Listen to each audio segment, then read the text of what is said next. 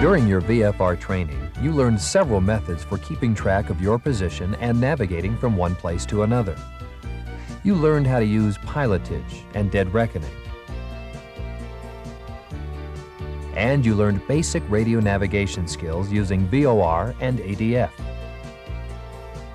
As you transfer to instrument flight, your knowledge and understanding of radio navigation must increase, since your outside visual references are replaced by instruments. The ability to visualize your position is one of the most important IFR skills you can develop. It makes IFR navigation much easier. With that in mind, let's review some of the basics of VOR navigation as they relate to IFR flight. We'll begin with this clearance from departure control. Warrior 312, 5 miles northeast of Jackson VOR, intercept Victor 77 and resume your own navigation. As you can see, it's always important to know where you are. To intercept the radial, the first thing you need to do is visualize your position in relation to where you want to go. In this case, you are to the east of Victor 77, which is the 020-degree radial from the VOR. With the VOR indicator set to the 020-degree radial, the CDI shows a full-scale deflection to the left. This means you are more than 10 degrees from the radial. To find out where you are, rotate the OBS until the needle centers with a from indication. In this situation, you're located on the 060-degree radial from the station. Now that you know what radial you're on, you need to choose a heading that will enable you to intercept the 020-degree radial. The angle of interception depends on several factors, such as your ground speed and proximity to the radial and navigational aid. A wide range of angles may be suitable. One possibility is to fly a 90-degree intercept to the 020-degree radial. In this case, you need to anticipate your turn onto the airway, since a 90-degree standard rate turn takes 30 seconds. Another choice is to intercept the radial at a smaller angle. For example, a 30-degree angle is commonly used for en route operations. For this intercept angle, you must maintain a heading of 350. As you approach the radial, the CDI helps you anticipate your turn onto the course. At standard rate, the 30-degree turn will take only 10 seconds, so the amount of lead is relatively small. Although the basics of VOR tracking and bracketing are the same for both visual and instrument flight, these skills need to be fine-tuned for IFR navigation. It is important to realize that, as you fly away from a VOR, a deviation from your desired course represents a greater lateral distance. Each dot represents a lateral distance of 200 feet for every nautical mile you travel away from the VOR. For example, at 5 miles from the VOR, a 1-dot deviation means you're about 1,000 feet away from the course. But at 30 miles, this same deflection places you about a mile off course. Another skill you need for IFR navigation is identifying an intersection that is based on VOR. Here, you identify Walto by the intersection of the airway and the 270-degree radial from Duncan VOR. One indicator is used to navigate along the airway. The other one is tuned to the Duncan VOR, with the OBS set at 270 and a from indication. When the needle centers, you are at the intersection. Another method for identifying an intersection, as well as keeping track of your position, is through the use of distance measuring equipment, or DME. The equipment on board your airplane transmits a radio signal to the selected ground facility. This triggers a response back to the aircraft, where the time lapse is translated into your distance and time from the station, as well as your ground speed. Remember that DME measures the slant range distance between your airplane and the ground station, rather than the horizontal distance. Although the slant range error is negligible at long distances and low altitudes, it may become significant at high altitudes when you're close to the station. For instance, if you pass over the station at 12,000 feet AGL, the DME will show approximately 2 miles instead of 0. Now, let's take a look at an instrument that combines the features of the VOR and the heading indicator. The horizontal situation indicator is gaining popularity because of the abundance of navigation information it provides in a pictorial display. The compass card provides you with headings, just like a normal heading indicator.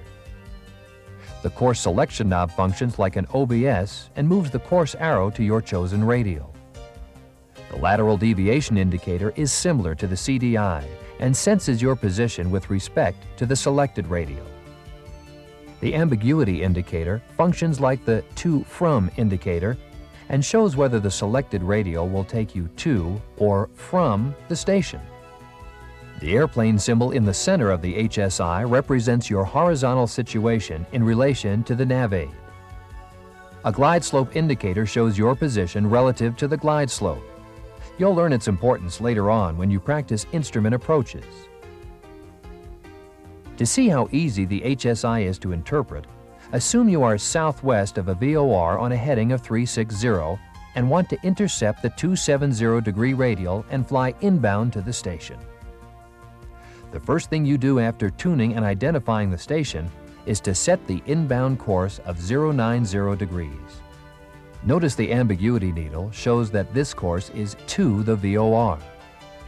With an HSI, it is easy to visualize your position. The relationship between the miniature airplane and your intended radial is shown by the lateral deviation needle.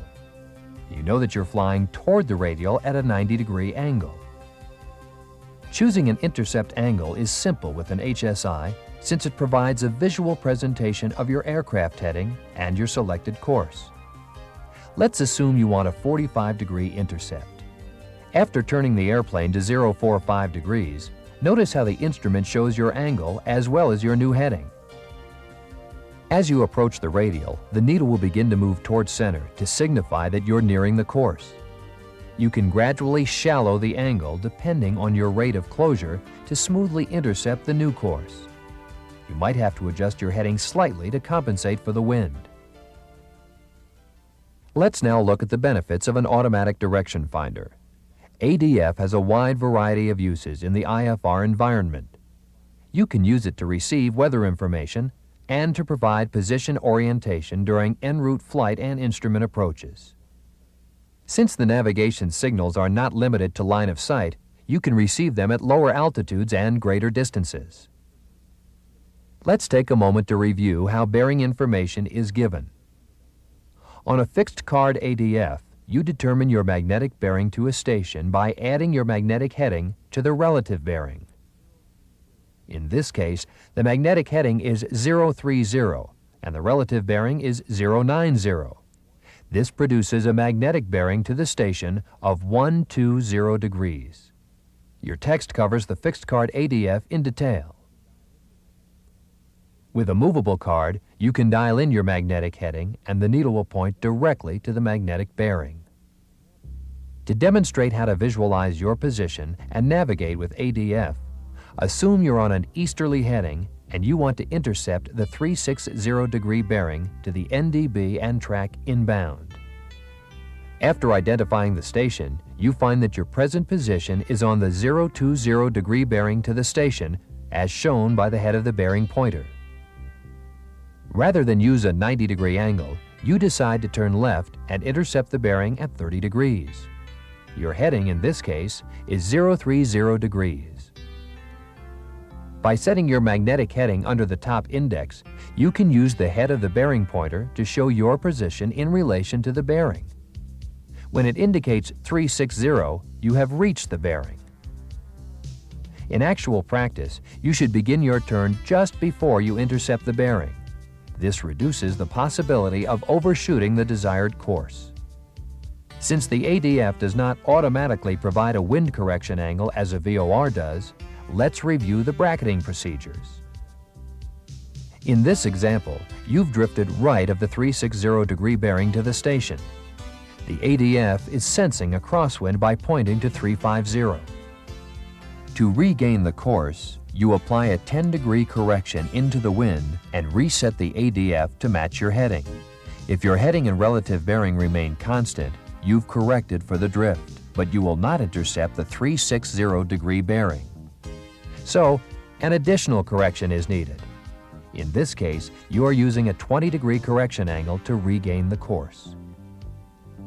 If you continue to keep the ADF heading aligned with your magnetic compass, you can verify that you have returned to the course when the head of the bearing pointer equals 360 degrees. To remain on course, use just enough crab to maintain this magnetic bearing. The last navigation instrument we'll look at is a radiomagnetic indicator. The RMI lets you continuously monitor your heading as well as your position from two nav aids simultaneously. While one needle indicates your magnetic bearing in relation to an NDB station, the other shows the magnetic bearing to a VOR station. To see how this instrument works, assume you're flying north along an airway on the 180-degree radial of a VOR. An intersection ahead of you on the airway is identified by the 090-degree bearing to an NDB. With an RMI, you can navigate along the airway with one needle while continuously monitoring the ADF pointer. When it points to 090, you are at the intersection. As you continue northward, the bearing pointers provide a perpetual display of your position relative to the two stations. Precision IFR navigation depends on your ability to visualize your position, interpret the instruments, and quickly select headings that will intercept or maintain your desired course. The accuracy of the information you use is a vital part of this process. For this reason, the FARs have established procedures for checking the VOR equipment and the maximum permissible bearing errors for IFR flight. The VOR equipment in the airplane must have been operationally checked within the preceding 30 days.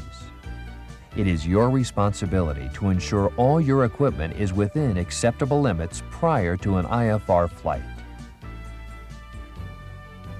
IFR navigation, attitude instrument flying, and instrument interpretation are the foundation upon which all instrument flying is based.